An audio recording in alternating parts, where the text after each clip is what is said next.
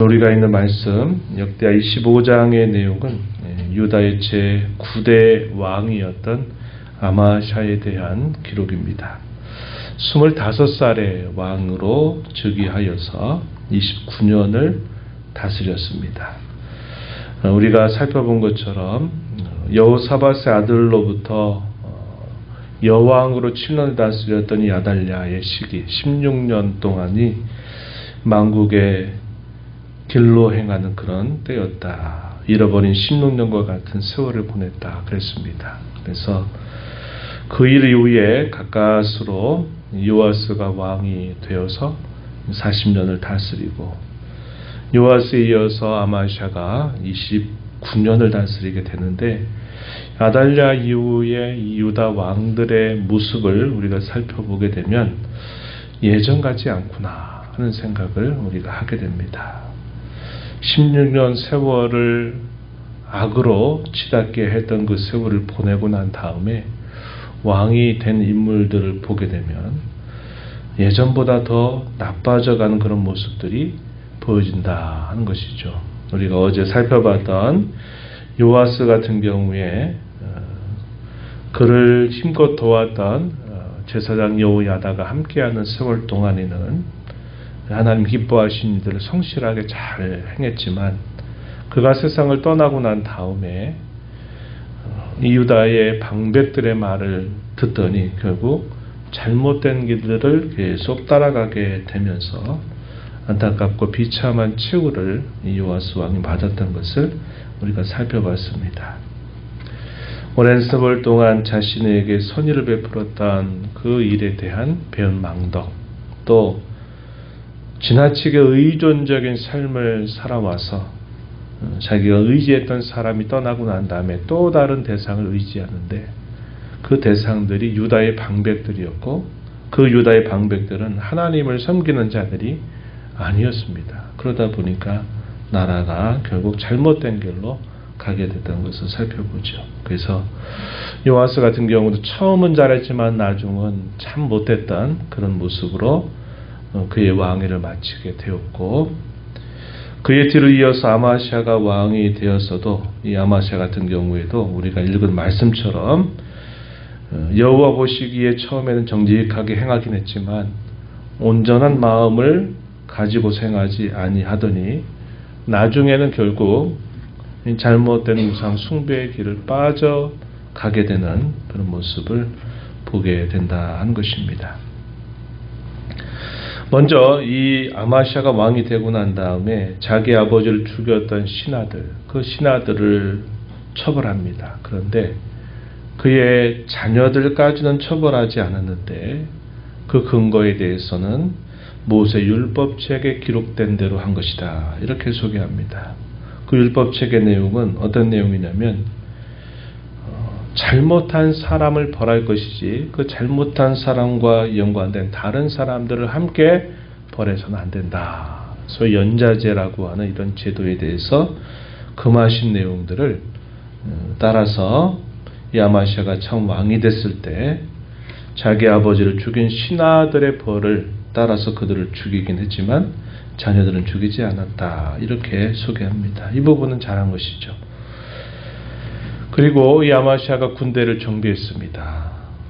20살 이상으로 해서 30만 명의 군사를 모았어요. 정비를 하고 그리고 이때부터 문제가 된 게 뭐냐면 은 100달란트를 북이스라엘 나라에게 돈을 주고서 용병을 고용했는데 10만 명이라고 하는 많은 사람들을 고용을 했습니다.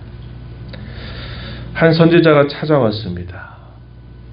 이스라엘 군대와 함께하지 않으니 돌려보내라는 거죠. 당시 이스라엘 나라는 겉으로 하나님 백성이라고 하는 이름을 가지고 있긴 했지만 이미도 잘못된 길들을 걸어가고 있는 상황이었다 하는 겁니다. 그러면서 뭐라고 말하느냐. 8절에 하나님은 능히 돕기도 하시고 능히 패하기도 하신다라는 말을 왕에게 전달했습니다. 왕이 이 말을 듣고서는 순종했어요. 어떻게 했을까요? 그 선지자의 말을 듣고서 손해를 각오하고 돌려보냈습니다.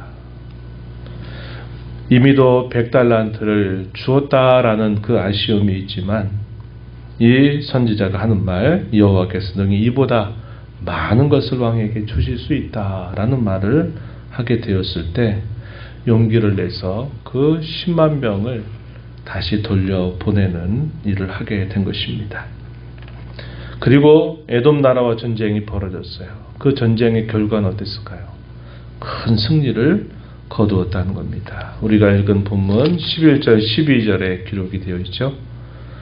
소금 골짜기에 이르러 세일 자손 10,000명을 죽였다. 12절에 보면 또 10,000명을 사로잡아 가지고 바위 꼭대기에 올라가서 거기서 밀쳐 내려드려 그들의 온몸이 부서지게 하였다. 그래서 이 전쟁에서 승리를 거두게 되었습니다. 여기까지는 좋았어요. 근데 문제가 뭐냐면 그 다음입니다. 이 에돔 사람들이 섬기는 신을 가져와서 하나님 대신 그 신을 자기의 신으로 알고 섬기기 시작했다 하는 것입니다. 얼마나 어리석은 일인지 몰라요. 14절에 기록되어 있습니다. 에돔 사람들을 죽이고 돌아올 때 세일 자손의 신들을 가져와서 자기의 신으로 세우고 그것들 앞에 경배하며 분향하였다. 그 일로 인하여 여호와께서 진노하셨습니다. 아마시아에게 진노해서 또 한 선지자를 그에게 보내셔서 그를 책망하게 하신 거죠. 돕지도 못하는 그 패배한 자들이 섬겼던 신을 가져와서 구원할 수 없는 그 신을 향하여 이렇게 섬기냐고 책망을 한 것입니다. 그랬더니 그때는 이 아마시아가 어떻게 했다고 말합니까? 처음에 용병을 돌려보내라 할 때는 돌려보냈지만 이때는 말을 듣지 않았습니다. 네가 나의 모사냐? 모사도 아닌 것이 내게 이런 말을 하느냐? 그래서 그를 오히려 협박하고 공갈하는 그런 모습이 나타나게 됩니다. 그 일을 지켜본 이 선지자의 말 16절 마지막 부분에 보니까 이렇게 말합니다. 왕이 이 일을 행하고 나의 경고를 듣지 아니하니 하나님이 왕을 멸하시기로 작정하신 줄 압니다. 이렇게 말을 하고서는 결국 돌아가게 된 겁니다. 이후에 벌어진 일은 이 말대로 그대로 이루어진 것임을 우리가 확인할 수 있어요.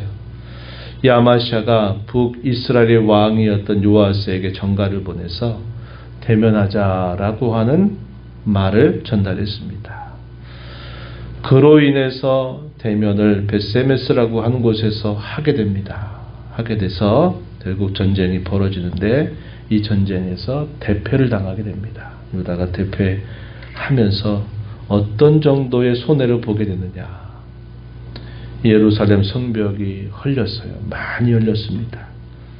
또 보물을 빼앗기고 성전 안에 있는 것들조차도 빼앗기게 되고 많은 사람들이 포로, 볼모로 잡혀가게 되는 그런 수모를 당하게 된 것입니다. 이것은 결국 선지자의 말을 멸시했던 이 아마샤에게 결국 벌어진 하나님의 벌이었다, 심판이었다 하는 사실을 성경이 밝혀주고 있어요. 북이스라엘 왕이 죽은 이후에도 이 아마시아 왕은 15년 세월을 더 살게 되지만 이때부터 유다 백성들마저 이 왕을 왕으로 여기지 않는 겁니다. 뭐라고 표현했느냐? 마지막 절에 보시면 27절에 보면 아마시아가 돌아서서 여호와를 버린 후로부터 예루살렘에서 무리가 그를 반역하였으므로 그가 라기스로 도망하였다. 반역한 무리가 라기스로 따라가서 거기서 그 왕을 죽였다. 이렇게 말합니다. 그래서 이 아마시아의 결말도 자기 백성들로부터 결국 죽임을 당해서 비참한 최후를 맞게 되었다는 사실을 보여줘요. 그가 이스라엘 유다의 진정한 왕 대신 하나님을 버리니까 그의 백성들이 자신들의 군주를 버린 것입니다. 그래서 결국 안타깝게 그의 생애를 마치게 된 것을 보여주고 있어요. 그래서 이 아마사 같은 경우에도 처음에 조금 이렇게 하더니 나중엔 결국 또 우상 숭배로 빠지고 하나님 말씀에 경고를 듣지 않는 일로 인해서 유다 나라가 큰 어려움을 겪게 되고 그마저도 안타깝게 비참한 최후를 맞게 되었다는 것을 우리가 보게 되는 것입니다. 하나님을 의지한다고 하는 것, 이것이 참 어려운 일이로구나. 이 유다 왕들의 모습을 보면서 그걸 우리가 볼 수 있어요. 처음에는 뭔가 모르고 또 어떻게 해야 될지 모르니까 처음에는 하나님 붙들고 의지하는 듯 하다가 나중에 자기가 승리를 경험하고 자기의 왕에 대한 경력들이 쌓이고 자리를 잡게 되면 이상하게 그때부터 하나님을 찾지 않습니다. 우상의 숭배에 빠지게 되고 하나님을 의지하지 않고 처음에는 선지자의 말들을 겸손히 들어요. 자기가 부족하다는 것을 알기 때문이겠죠. 그러다가 어느 정도 익숙해지고 숙달이 되고 뭔가 자기가 자리를 잡은 듯 할 때부터는 말씀을 듣지 않는 겁니다. 이 사람의 부패한 본성이 갖는 성격입니다. 우리도 돌아보면 그렇죠. 어떤 일들을 처음 시작할 때는 뭐가 뭔지 모르니까 뭔가 배우려고 하고 들으려고 하고 또 도움을 받으려고 하는 겸손한 마음을 갖는데 그 일들을 이제 오래 하다 보면 익숙해지면 이제 굳이 내가 다른 거 의지할 필요가 없다 하는 생각을 할 때부터 우리가 그때부터 겸비한 마음을 잊어버리고 교만해지고 하나님을 향하여 기도하고 찾던 우리의 모습들이 이제 예전처럼 그렇게 하지 않게 될 때가 많아진다고 하는 겁니다.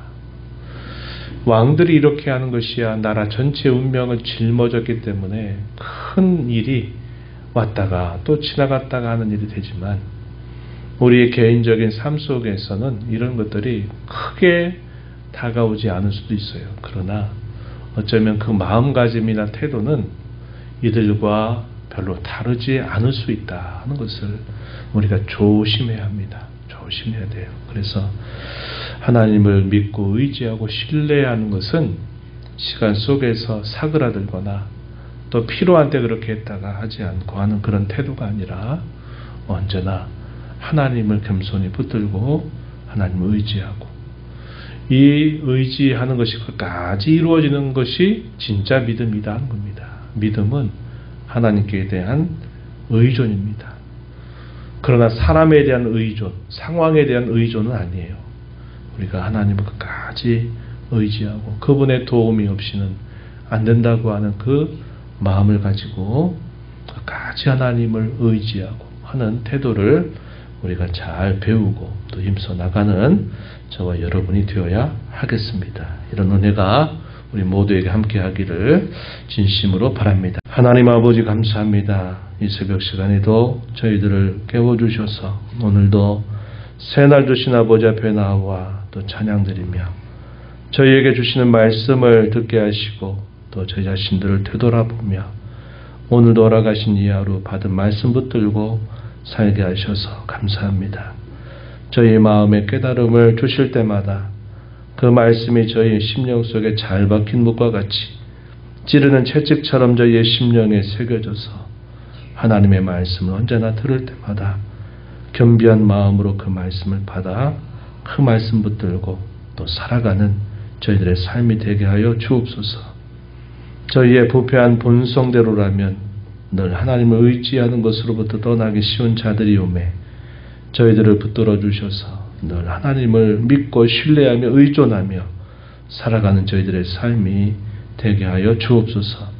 은혜의 보호자 앞에 나와서 아버지의 은혜를 구하는 모든 심령들의 간구를 기울여 주시고 응답해 주시기를 바라며 예수님 이름으로 기도하옵나이다. 아멘.